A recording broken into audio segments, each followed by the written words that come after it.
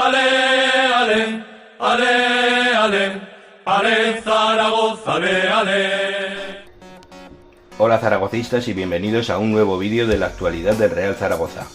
Hoy seguiremos con la compraventa del club que parece que se ha parado o al menos se ha ralentizado.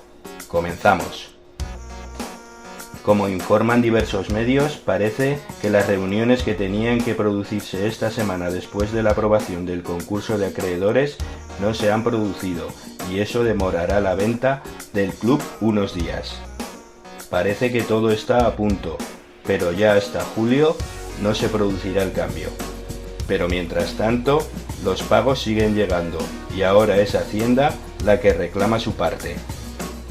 Todo parece que con el dinero que entró nadie sabe de dónde y se pagaron las nóminas atrasadas, se podrá pagar también el pago a Hacienda el día 20 de junio.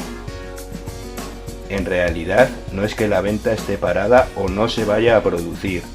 Lo que pasa es que los compradores quieren mirarlo todo bien y para los que venden está todo muy bien, pero a los que compran no les parece todo tan bien.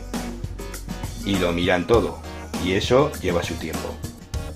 Además de que después de estas negociaciones son la Liga y el Consejo Superior de Deportes los que tienen que dar luz verde a la operación.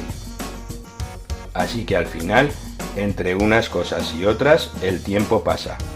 Y el que espera desespera, que es lo que nos pasa a los aficionados. Que vemos que nada se aclara. Y va a llegar la pretemporada y lo que no llegan son fichajes.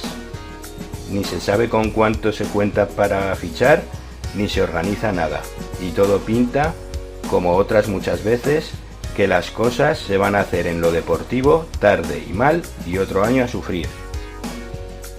Bueno, deja en los comentarios tu opinión y si te ha gustado el vídeo, suscríbete al canal, dale like y compártelo. También puedes seguirnos en redes sociales o en la Peña Rugido Zaragocista.